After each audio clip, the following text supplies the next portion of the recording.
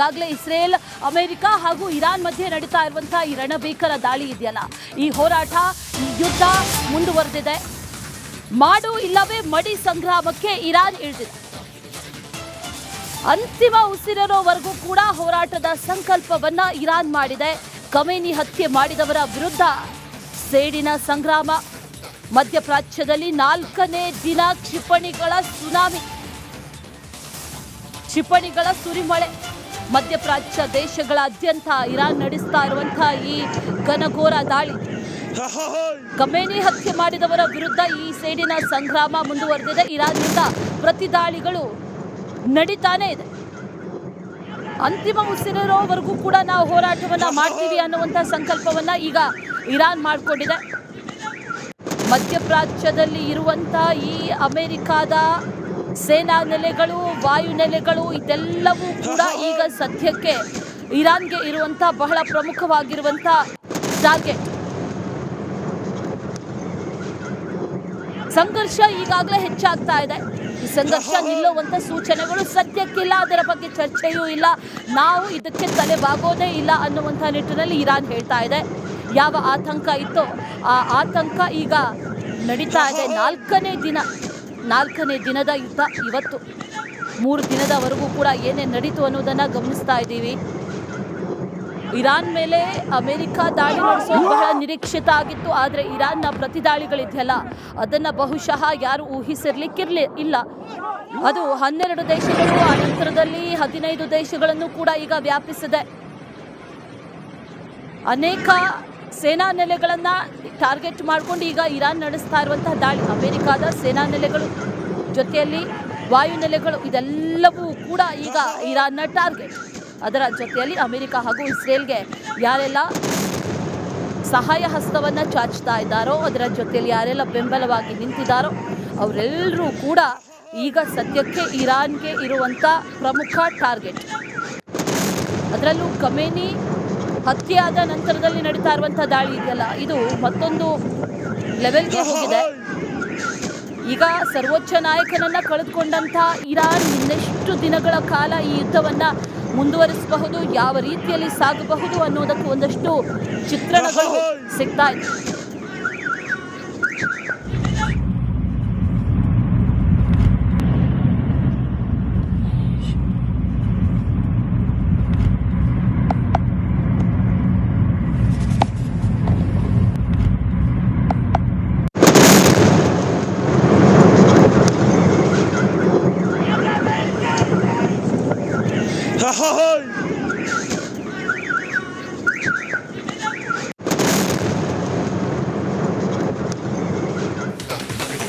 ಇರಾನ್ನ ಪ್ರಮುಖ ಟಾರ್ಗೆಟ್ ಈಗ ಯಾವುದು ಅಂತಂದ್ರೆ ಅಮೆರಿಕದ ಸೇನಾ ನೆಲೆಗಳು ಹಾಗೂ ಅಮೆರಿಕದ ವಾಯು ನೆಲೆಗಳು. ಅದರ ಜೊತೆಯಲ್ಲಿ ಅಮೆರಿಕ ಯಾರೆಲ್ಲ ಬೆಂಬಲವಾಗಿ ನಿಂತಿದ್ದಾರೋ ಆ ಎಲ್ಲ ರಾಷ್ಟ್ರಗಳು ಈಗ ಇರಾನ್ನ ಶತ್ರು ರಾಷ್ಟ್ರಗಳು. ಪ್ರಮುಖವಾಗಿ ರಿಯಾದ್ನ ಅಮೆರಿಕ ರಾಯಭಾರ ಕಚೇರಿಯ ಮೇಲೆ ಈಗ ಅಟ್ಯಾಕ್ ಆಗಿದೆ. ಅಮೆರಿಕ ರಾಯಭಾರ ಕಚೇರಿಯ ಮೇಲೆ ಆತ್ಮಾಹುತಿ ಡ್ರೋನ್ ದಾಳಿಗೆ ಹೊತ್ತಿ ಉರಿದಿದೆ ಈ ರಾಯಭಾರಿ ಕಚೇರಿ. ಮಧ್ಯಪ್ರಾಚ್ಯದ ಅಮೆರಿಕ ನೆಲೆಗಳೇ ಈಗ ಇರಾನ್ನ ಟಾರ್ಗೆಟ್. ಗಲ್ಫ್ ನಗರಗಳ ಮೇಲೆ ಇರಾನ್ನ ದಾಳಿ ಮುಂದುವರೆದಿದೆ. ಅಬುಧಾಬಿ, ದುಬೈ, ದೋಹಾ ಎಲ್ಲ ಕಡೆಗಳ ಮೇಲೂ ಕ್ಷಿಪಣಿ ಹಾಗೂ ಡ್ರೋನ್ಗಳಿಂದ ದಾಳಿಯನ್ನು ನಡೆಸಲಾಗ್ತಾ ಇದೆ. ಖಮೇನಿ ಹತ್ಯೆಯ ಬಳಿಕ ಇರಾನ್ ತನ್ನ ಕ್ಷಿಪಣಿ ದಾಳಿಯನ್ನು ತೀವ್ರಗೊಳಿಸಿದೆ. ನಿನ್ನೆಯೂ ಕೂಡ ಗಲ್ಫ್ ಪ್ರಾಂತ್ಯದ ಪ್ರಮುಖ ನಗರಗಳ ಮೇಲೆ ಡ್ರೋನ್ ದಾಳಿಯನ್ನ ಮಾಡಿದೆ. ಇವತ್ತು ಕೂಡ ಆ ದಾಳಿ ಮುಂದುವರೆದಿದೆ ಅನ್ನುವಂಥ ಮಾಹಿತಿ ಇದೆ. ಇದೆಲ್ಲವೂ ಕೂಡ ಪ್ರತೀಕಾರದ ದಾಳಿ ಅಂತ ಇರಾನ್ ಹೇಳ್ತಾ ಇದೆ. ಅಮೆರಿಕ ಹಾಗೂ ಇಸ್ರೇಲ್ ವಾಯುದಾಳಿ ನಡೆಸಿರೋದಕ್ಕೆ ನಮ್ಮದಿದು ಪ್ರತೀಕಾರ. ಅಮೆರಿಕದ ಸೇನಾ ನೆಲೆಗಳು ಎಲ್ಲೆಲ್ಲಿ ಗಲ್ಫ್ ರಾಷ್ಟ್ರಗಳಲ್ಲಿ ಇದೆಯೋ ಅದೇ ನಮ್ಮ ಮೊದಲ ಟಾರ್ಗೆಟ್ ಅಂತ ಈಗ ಇರಾನ್ ಹೇಳಿರೋದು. ಪ್ರತೀಕಾರದ ದಾಳಿಯನ್ನು ನಡೆಸ್ತಾ ಇದ್ದೀವಿ ಅಂತ ಇರಾನ್ನ ಈ ಕ್ರಾಂತಿಕಾರಿ ಪಡೆ IRGC ಈಗಾಗಲೇ ಘೋಷಣೆಯನ್ನ ಮಾಡಿ ಆಗಿದೆ. ಅದರ ನಿಟ್ಟಿನಲ್ಲಿ ಆತ್ಮಾಹುತಿ ಡ್ರೋನ್ ದಾಳಿಗಳು ನಡೀತಾ ಇದೆ. ಕತಾರ್ನ ದೋಹಾ ಆಗಿರ್ಬೋದು, ಬಹ್ರೇನ್ನ ಮನಾಮಾ ಆಗಿರ್ಬೋದು, UAE ಅತ್ಯಂತ ಜನನಿಬಿಡ ಜನವಸತಿ ಸಮುಚ್ಚಯಗಳು ಎಲ್ಲವನ್ನು ಟಾರ್ಗೆಟ್ ಮಾಡ್ಕೊಳ್ತಾ ಇದೆ ಈಗ ಇರಾನ್. ಅನೇಕ ಕಡೆಗಳಲ್ಲಿ ಇದೇ ರೀತಿ ಭಾರಿ ಸ್ಫೋಟದ ಸದ್ದುಗಳು ಕೇಳಿಸ್ತಾ ಇದೆ. ಬಹ್ರೇನ್ನ ಬಂದರು ಆಗಿರ್ಬೋದು, ಅಮೆರಿಕದ ಸೇನಾ ನೆಲೆಗಳಾಗಿರ್ಬೋದು, ವಾಯು ನೆಲೆಗಳಾಗಿರ್ಬೋದು, ಇದೆಲ್ಲವನ್ನೂ ಕೂಡ ಧ್ವಂಸ ಮಾಡಿ ಹಾಕ್ತಾ ಇದೆ ಇರಾನ್. ಬಹ್ರೇನ್ ನೆತ್ತಿ ಮೇಲೆ ಇರಾನ್ ಕ್ಷಿಪಣಿಗಳ ಆಟಾಟೋಪ. ಬಹ್ರೇನ್ನ ಅಮೆರಿಕ ಸೇನಾ ನೆಲೆಗಳು ಛಿದ್ರ ಆಗಿದೆ. ಅಮೆರಿಕದ ಸೇನಾ ಕಮಾಂಡ್ ಸೆಂಟರ್ ಕೂಡ ಧ್ವಂಸ. ಆತ್ಮಾಹುತಿ ಡ್ರೋನ್ ದಾಳಿಗೆ ಕಮಾಂಡ್ ಸೆಂಟರ್ ಉಡಿಸಾಗಿದೆ. ಬಹ್ರೇನ್ ನೆತ್ತಿ ಮೇಲೆ ಈಗ ಇರಾನ್ ಕ್ಷಿಪಣಿಗಳು ಹಾರಾಡ್ತಾ ಇದೆ. ಬಹ್ರೇನ್ನ ಈ ಬಂದರು ನಗರ ಏನಿದೆ ಸಲ್ಮಾನ್, ಅಲ್ಲೂ ಕೂಡ ಇರಾನ್ ಕ್ಷಿಪಣಿಯನ್ನ ಅಡ್ಡಗಟ್ಟಲಾಗಿತ್ತು. ಆ ಸಂದರ್ಭದಲ್ಲಿ ಬೆಂಕಿ ಕೂಡ ಕಾಣಿಸ್ಕೊಂತು ಹಡಗಿನಲ್ಲಿ. ಇದೆಲ್ಲವೂ ಕೂಡ ನಿನ್ನೆ ನಡೆದಿರುವಂತಹ ಘಟನೆ. ಇವತ್ತು ಕೂಡ ಅಂಥ ದಾಳಿಗಳು ಮುಂದುವರೆದಿದೆ ಅನ್ನುವಂಥ ಮಾಹಿತಿ. ನಿನ್ನೆಯ ಘಟನೆಯಲ್ಲಿ ಕಾರ್ಮಿಕರು ಕೂಡ ಮೃತಪಟ್ಟರು, ಗಂಭೀರವಾಗಿ ಗಾಯಗೊಂಡರು. ಇವತ್ತು ಕೂಡ ಬಹ್ರೇನ್ ನಗರದ ಮೇಲೆ ಇರಾನ್ನ ಕ್ಷಿಪಣಿಗಳು ಹಾರಾಟವನ್ನು ನಡೆಸ್ತಾ ಇದ್ದಾರೆ. ಈ ಗಲ್ಫ್ ಪ್ರದೇಶಗಳಲ್ಲಿ ಇರಾನ್ ದಾಳಿಯಿಂದಾಗಿ ಈಗಾಗಲೇ ಮೃತಪಟ್ಟವರ ಸಂಖ್ಯೆ 7ರಿಂದ 8ಕ್ಕೆ ಏರಿಕೆ ಆಗಿದೆ. ಸರಿಸುಮಾರು 7-8 ಜನ ಮೃತಪಟ್ಟಿದ್ದಾರೆ ಅನ್ನುವಂಥ ಮಾಹಿತಿ. UAE ಆಗಿರ್ಬೋದು, ಕುವೈಟ್ ಆಗಿರ್ಬೋದು, ಓಮನ್ ಆಗಿರ್ಬೋದು, ಬಹ್ರೇನ್ ಆಗಿರ್ಬೋದು, ಎಲ್ಲ ಕಡೆಗಳಲ್ಲೂ ಕೂಡ ಮೃತಪಟ್ಟಿದ್ದಾರೆ. ಜೊತೆಯಲ್ಲಿ ಇರಾನ್ ತನ್ನ ಕ್ಷಿಪಣಿ ದಾಳಿಗಳನ್ನು ಮುಂದುವರಿಸ್ತೀವಿ, ತೀವ್ರಗೊಳಿಸ್ತೀವಿ ಅನ್ನುವಂಥದ್ದನ್ನು ಕೂಡ ಹೇಳಿರೋದ್ರಿಂದ, ಸೇನೆ ಘೋಷಣೆ ಮಾಡಿರೋದ್ರಿಂದ ಅನೇಕ ನಗರಗಳನ್ನು ಕೂಡ ಈ ದಾಳಿಗಳು ಈಗ ನಡೀತಾ ಇದೆ. ಇಸ್ರೇಲ್ನ ಒಂದಷ್ಟು ನಗರಗಳು ಅಲ್ಲೂ ಕೂಡ ದಾಳಿ ನಡೀತಾ ಇದೆ. ಜೊತೆಗೆ ಈ ಮಧ್ಯಪ್ರಾಚ್ಯದ ರಾಷ್ಟ್ರಗಳು ಈಗಾಗಲೇ ಇಸ್ರೇಲ್, ಅಮೆರಿಕ ಹಾಗೂ ಇರಾನ್ ಮಧ್ಯೆ ನಡೀತಾ ಇರುವಂತಹ ಈ ರಣಭೀಕರ ದಾಳಿ ಇದೆಯಲ್ಲ, ಈ ಹೋರಾಟ, ಈ ಯುದ್ಧ ಮುಂದುವರೆದಿದೆ. ಮಾಡು ಇಲ್ಲವೇ ಮಡಿ ಸಂಗ್ರಾಮಕ್ಕೆ ಇರಾನ್ ಇಳಿದಿದೆ. ಅಂತಿಮ ಉಸಿರಿರೋವರೆಗೂ ಕೂಡ ಹೋರಾಟದ ಸಂಕಲ್ಪವನ್ನ ಇರಾನ್ ಮಾಡಿದೆ. ಖಮೇನಿ ಹತ್ಯೆ ಮಾಡಿದವರ ವಿರುದ್ಧ ಸೇಡಿನ ಸಂಗ್ರಾಮ. ಮಧ್ಯಪ್ರಾಚ್ಯದಲ್ಲಿ 4ನೇ ದಿನ ಕ್ಷಿಪಣಿಗಳ ಸುನಾಮಿ, ಕ್ಷಿಪಣಿಗಳ ಸುರಿಮಳೆ. ಮಧ್ಯಪ್ರಾಚ್ಯ ದೇಶಗಳಾದ್ಯಂತ ಇರಾನ್ ನಡೆಸ್ತಾ ಇರುವಂತಹ ಈ ಘನಘೋರ ದಾಳಿ, ಖಮೇನಿ ಹತ್ಯೆ ಮಾಡಿದವರ ವಿರುದ್ಧ ಈ ಸೇಡಿನ ಸಂಗ್ರಾಮ ಮುಂದುವರೆದಿದೆ. ಇರಾನ್ನಿಂದ ಪ್ರತಿ ದಾಳಿಗಳು ನಡೀತಾನೆ ಇದೆ. ಅಂತಿಮ ಉಸಿರಿರೋವರೆಗೂ ಕೂಡ ನಾವು ಹೋರಾಟವನ್ನ ಮಾಡ್ತೀವಿ ಅನ್ನುವಂಥ ಸಂಕಲ್ಪವನ್ನ ಈಗ ಇರಾನ್ ಮಾಡಿಕೊಂಡಿದೆ. ಮಧ್ಯಪ್ರಾಚ್ಯದಲ್ಲಿ ಇರುವಂತಹ ಈ ಅಮೆರಿಕಾದ ಸೇನಾ ನೆಲೆಗಳು, ವಾಯು ನೆಲೆಗಳು, ಇದೆಲ್ಲವೂ ಕೂಡ ಈಗ ಸದ್ಯಕ್ಕೆ ಇರಾನ್ಗೆ ಇರುವಂಥ ಬಹಳ ಪ್ರಮುಖವಾಗಿರುವಂಥ ಟಾರ್ಗೆಟ್. ಸಂಘರ್ಷ ಈಗಾಗಲೇ ಹೆಚ್ಚಾಗ್ತಾ ಇದೆ. ಈ ಸಂಘರ್ಷ ನಿಲ್ಲುವಂಥ ಸೂಚನೆಗಳು ಸದ್ಯಕ್ಕಿಲ್ಲ, ಅದರ ಬಗ್ಗೆ ಚರ್ಚೆಯೂ ಇಲ್ಲ, ನಾವು ಇದಕ್ಕೆ ತಲೆಬಾಗೋದೇ ಇಲ್ಲ ಅನ್ನುವಂಥ ನಿಟ್ಟಿನಲ್ಲಿ ಇರಾನ್ ಹೇಳ್ತಾ ಇದೆ. ಯಾವ ಆತಂಕ ಇತ್ತೋ ಆ ಆತಂಕ ಈಗ ನಡೀತಾ ಇದೆ. 4ನೇ ದಿನದ ಯುದ್ಧ ಇವತ್ತು. 3 ದಿನದವರೆಗೂ ಕೂಡ ಏನೇನು ನಡೀತು ಅನ್ನೋದನ್ನು ಗಮನಿಸ್ತಾ ಇದ್ದೀವಿ. ಇರಾನ್ ಮೇಲೆ ಅಮೆರಿಕ ದಾಳಿ ನಡೆಸೋದು ಬಹಳ ನಿರೀಕ್ಷಿತ ಆಗಿತ್ತು. ಆದರೆ ಇರಾನ್ನ ಪ್ರತಿ ದಾಳಿಗಳಿದೆಯಲ್ಲ, ಅದನ್ನು ಬಹುಶಃ ಯಾರು ಊಹಿಸಿರ್ಲಿಕ್ಕಿಲ್ಲ. ಅದು 12 ದೇಶಗಳು, ಅನಂತರದಲ್ಲಿ 15 ದೇಶಗಳನ್ನು ಕೂಡ ಈಗ ವ್ಯಾಪಿಸಿದೆ. ಅನೇಕ ಸೇನಾ ನೆಲೆಗಳನ್ನು ಟಾರ್ಗೆಟ್ ಮಾಡಿಕೊಂಡು ಈಗ ಇರಾನ್ ನಡೆಸ್ತಾ ಇರುವಂತಹ ದಾಳಿ, ಅಮೆರಿಕದ ಸೇನಾ ನೆಲೆಗಳು, ಜೊತೆಯಲ್ಲಿ ವಾಯು ನೆಲೆಗಳು, ಇದೆಲ್ಲವೂ ಕೂಡ ಈಗ ಇರಾನ್ನ ಟಾರ್ಗೆಟ್. ಅದರ ಜೊತೆಯಲ್ಲಿ ಅಮೆರಿಕ ಹಾಗೂ ಇಸ್ರೇಲ್ಗೆ ಯಾರೆಲ್ಲ ಸಹಾಯ ಹಸ್ತವನ್ನು ಚಾಚ್ತಾ ಇದ್ದಾರೋ, ಅದರ ಜೊತೆಯಲ್ಲಿ ಯಾರೆಲ್ಲ ಬೆಂಬಲವಾಗಿ ನಿಂತಿದ್ದಾರೋ ಅವರೆಲ್ಲರೂ ಕೂಡ ಈಗ ಸದ್ಯಕ್ಕೆ ಇರಾನ್ಗೆ ಇರುವಂಥ ಪ್ರಮುಖ ಟಾರ್ಗೆಟ್. ಅದರಲ್ಲೂ ಖಮೇನಿ ಹತ್ಯೆಯಾದ ನಂತರದಲ್ಲಿ ನಡೀತಾ ಇರುವಂಥ ದಾಳಿ ಇದೆಯಲ್ಲ, ಇದು ಮತ್ತೊಂದು ಲೆವೆಲ್ಗೆ ಹೋಗಿದೆ.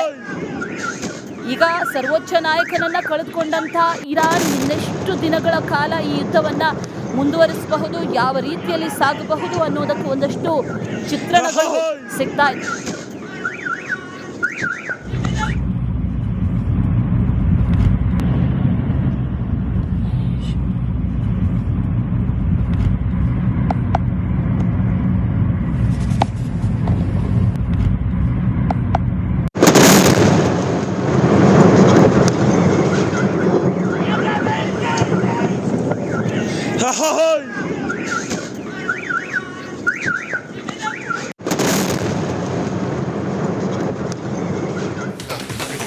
ಇರಾನ್ನ ಪ್ರಮುಖ ಟಾರ್ಗೆಟ್ ಈಗ ಯಾವುದು ಅಂತಂದ್ರೆ ಅಮೆರಿಕದ ಸೇನಾ ನೆಲೆಗಳು ಹಾಗೂ ಅಮೆರಿಕದ ವಾಯು ನೆಲೆಗಳು.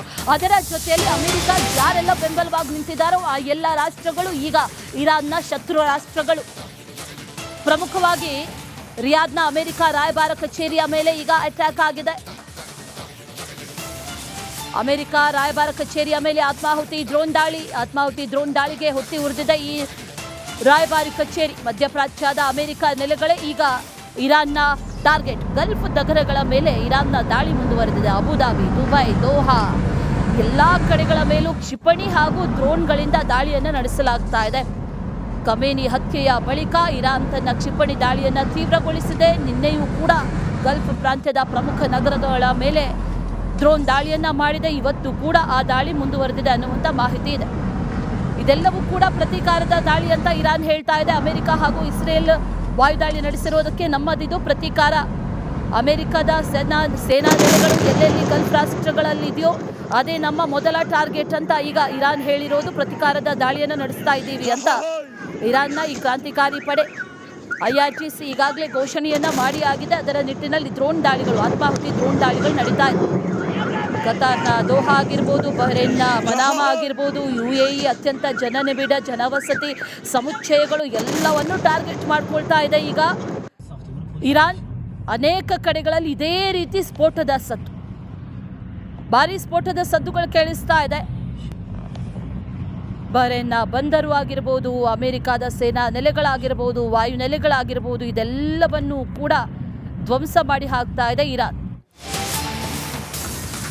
ಬಹ್ರೇನ್ ನೆತ್ತಿ ಮೇಲೆ ಇರಾನ್ ಕ್ಷಿಪಣಿಗಳ ಆಟಾಟೋಪ. ಬಹ್ರೇನ್ನ ಅಮೆರಿಕ ಸೇನಾ ನೆಲೆಗಳು ಛಿದ್ರ ಆಗಿದೆ. ಅಮೆರಿಕದ ಸೇನಾ ಕಮಾಂಡ್ ಸೆಂಟರ್ ಕೂಡ ಧ್ವಂಸ. ಆತ್ಮಾಹುತಿ ಡ್ರೋನ್ ದಾಳಿಗೆ ಕಮಾಂಡ್ ಸೆಂಟರ್ ಉಡಿಸಾಗಿದೆ. ಬಹ್ರೇನ್ ನೆತ್ತಿ ಮೇಲೆ ಈಗ ಇರಾನ್ ಕ್ಷಿಪಣಿಗಳು ಹಾರಾಡ್ತಾ ಇದೆ.